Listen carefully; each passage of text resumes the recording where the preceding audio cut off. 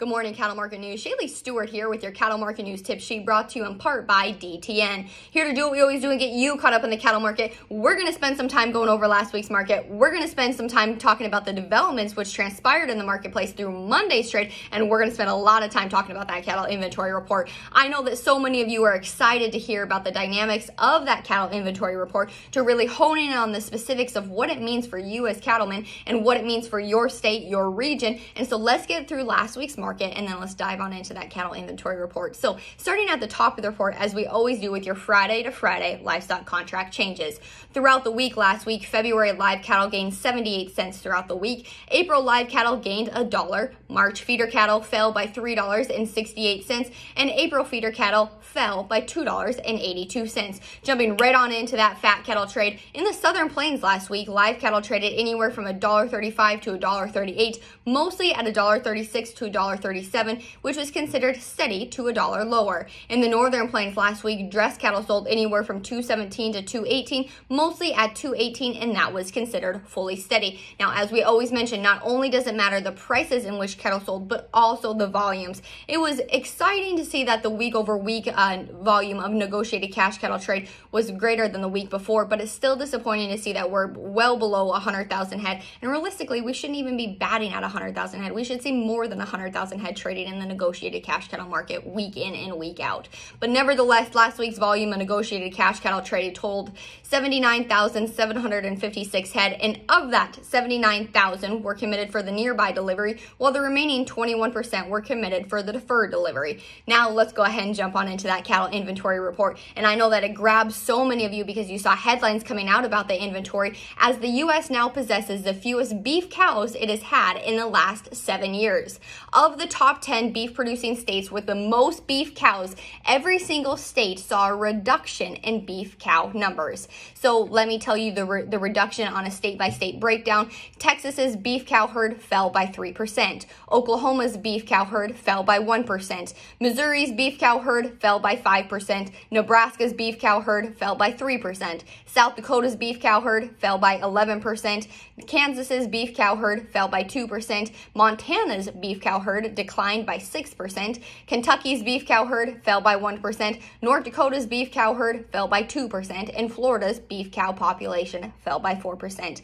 It's also important to not only analyze the beef cow herd, but we also need to analyze the beef replacement females. And in the year-over-year data, we saw that the Kentucky's replacement heifers fell by 8%. Montana's beef replacement heifers fell by 14%. Nevada's beef replacement females fell by 12%.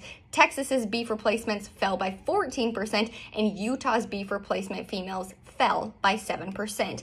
And I'm obviously comparing these numbers that we got yesterday to last year's data. So that would be of the January 2021 report. So all these numbers are compared to that of a year ago. So you guys, we have significantly fewer beef cows in the U.S. than what we did even a year ago. Now, granted, that was largely pushed by drought liquidation factors, but we started to see a decline, a very thin, a very small marginal decline in beef cow numbers starting actually in 2020. But given the onset of severe drought conditions, that really forced a lot of producers to liquidate cows in which they typically would have kept.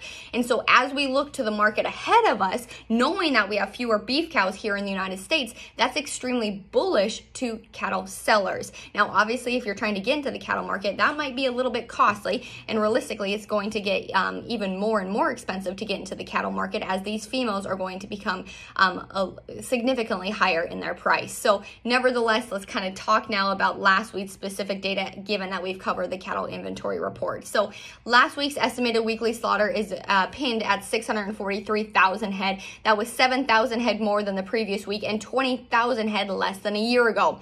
I was really excited, just recapping Monday's trade with you. On Monday, we saw that there was an estimated beef slaughter of 120,000 head. So that's completely steady. Very exciting to see that processing speeds are getting back to that steady level after we had the Omicron virus come through and really push worker absenteeism through the plants. We saw fewer workers, which meant that we were processing less beef cattle. Now that we're able to get 120,000 head move through a plant in a day, that's extremely exciting because we're going to be able to regain currentness in the feedlot sector. Let's talk about your box beef trends throughout the week. Last week, choice cuts averaged $2.90.97, up 10 cents from the previous week, and select cuts averaged $2.82.07, up $1.99 throughout the week. And the week's total movement of cuts, grinds, and trim totaled 567 loads. Let's talk about carcass weights. For the week ending January 15th, 2022, steer carcass weights averaged 922 pounds. That was actually down 6 pounds from the previous week. And heifer carcass weights averaged 851 pounds, which was fully steady. Jumping on into your fresh beef imports. Fresh beef imports last week totaled 27,195 metric tons, with your biggest importers being Mexico, Canada, and Brazil. Talking about beef exports now. Exports last week totaled 14,300 metric tons, with your three largest buyers being South Korea, Japan, and Mexico. I know so many of you not only were really excited about this report for the cattle inventory details, but also for the feeder cattle market. And as you hear those cattle inventory details, I hope that you're excited for the year to come, because fewer cows means that there's going to be fewer calves to market in this marketplace, and that should mean that given simple supply and demand economics, that you should be able to ask for higher prices for your feeder cattle this year. So get excited, get intrigued with these markets, and know what the markets are doing. That way you can be ready to hone in on the higher prices when they become available. Last week, feeder cattle, the bigger cattle sold anywhere from $1 to $4 lower, and the calf market was where it was extremely strong. The lighter calves brought anywhere from $2 to $7 stronger, and folks are just really grabbing those calves because they know this spring, if we get any moisture at all, which there's a storm blowing through the U.S. right now, that's exciting. Nobody's going to complain about moisture.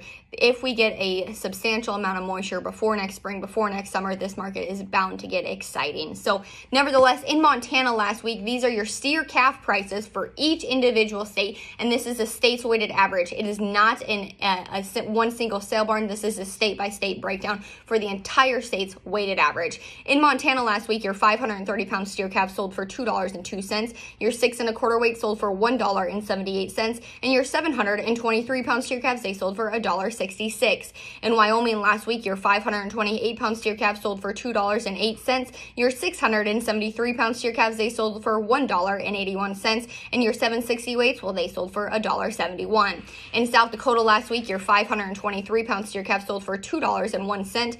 Your 627-pound steer calf sold for $1.82, and your 7 1/4 weights, they sold for $1.59. In Nebraska last week, your 523-pound steer calf sold for $2.05. Your 624-pound steer calf sold for $1.65, and your 735-pound steer calf, well, they sold for $1.59. In Oklahoma last week, your 6 1/4 weight sold for $1.69. Your 730 weight sold for $1.58, and your 827-pound steer calves, they sold for $1.51. In Missouri last week, your 522-pound steer calves, they sold for $1.95. Your 621-pound steer calf sold for $1.69, and your 721-pound steer calf, well, they sold for $1.53. In Alabama last week, your 572-pound steer calf sold for $1.61. Your 670 weight sold for $1.51, and your 831-pound steer calf, well, they sold for $1.38. In Kentucky last week, your 500-pound steer calf sold for $1.70. Your 624-pound steer calves, they sold for $1.56, and your 7 1/4 weights, they sold for $1.52. So as you enter this week, as you enter February, as you enter the rest of 2022, I hope you're excited about this cattle market. We have so many exciting pieces that the market's going to be able to rally upon here in the near future. And so stay intrigued with these markets, you guys. This is how you get paid. You need to be engaged in the marketplace. Stay active, stay informed, and continue to hunger for more information, more transparency in the marketplace. That way you can capture as much profitability as possible. So nevertheless, Shaylee Stewart here with your Cattle Market News Tip Sheet, brought to you in part by DTN. I'm in Houston this week at DTN's booth all throughout the NCBA trade show. If you're wanting to chat about the markets, I'd love to meet you. We'll be at booth 1161. Take care, folks. Chat later.